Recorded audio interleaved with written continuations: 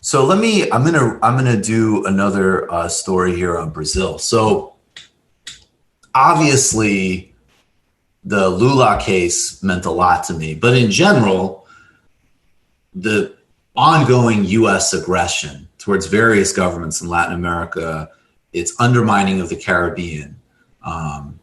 Look at a place like Haiti and U.S. foreign policy there. Just taking in the modern iterations, there's a 2004 U.S.-backed coup by the Bush administration against the Aristide and others.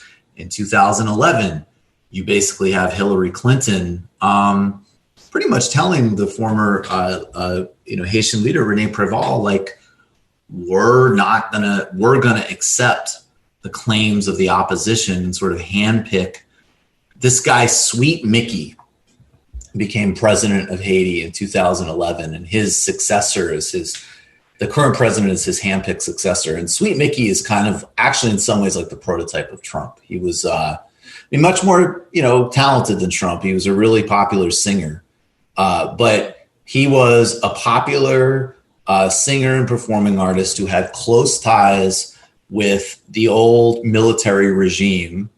And some people involved with Duvalier and drug trafficking and everything else. And he came back in 2010 or 2011, and ran this, anti-corruption, populist, but hard right sort of campaign.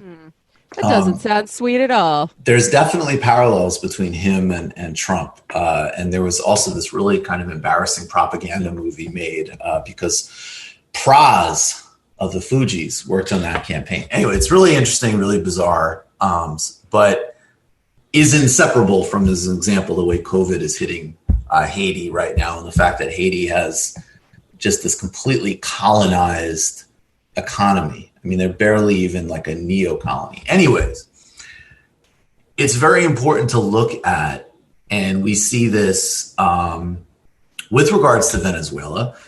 There's ongoing and active efforts from the U.S. at a military coup there, but there's also the thing. I mean, this has been flown under the radar, but a couple of months ago, in fact, that very same Southern District of New York essentially put a bounty on Nicolas Maduro's head,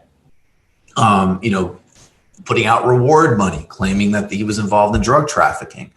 So you have to look at the role of lawfare and how legal instruments have been used and are used against the left, particularly as a tactic of the U.S. government in response to reversing the pink tide, really aggressively starting in 2008 and accelerating since then.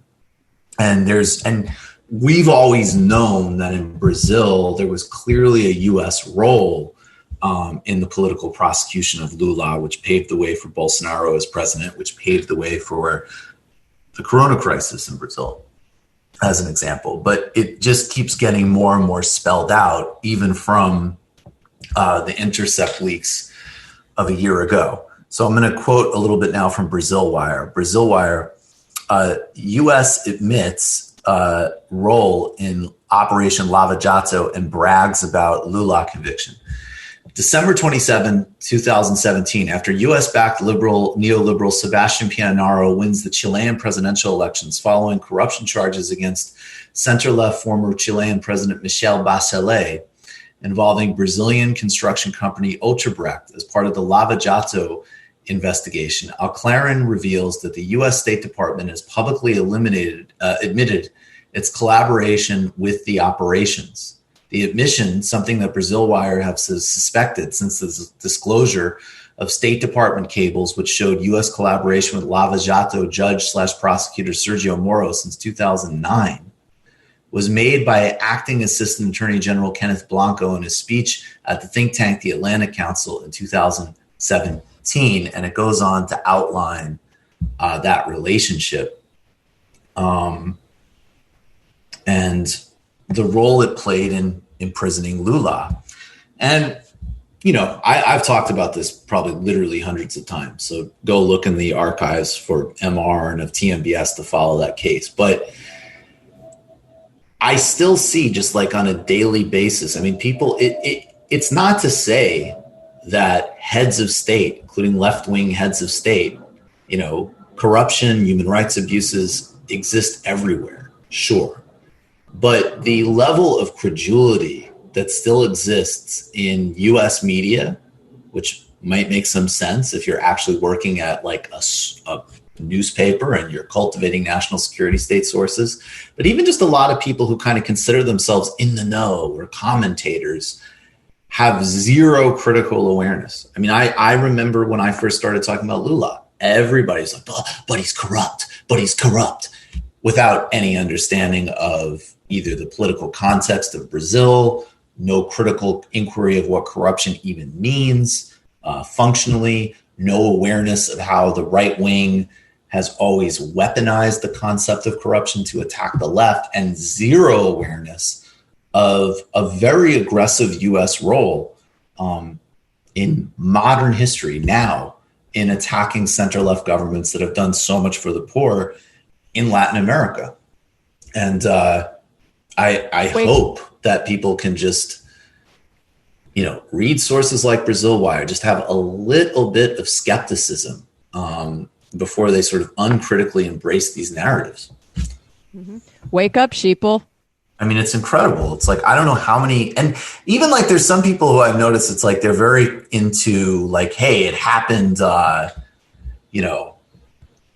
coup against Allende, or actually it's a Patrice Lumumba's birthday yesterday or today, so we should honor him. Like the assassination of Lumumba, we can see all of these things in history, but they're also today. They're now. It's easier when an academic press is published on them 20 years later for some people. I mean, do you remember the amount of people that were just like, yeah, but Lula is corrupt. It's corrupt. I don't, because my primary introduction to Lula was through you. I mean, that's good. That's a good thing. We covered it well. And not like some sort of CSIS panel on global corruption. Right.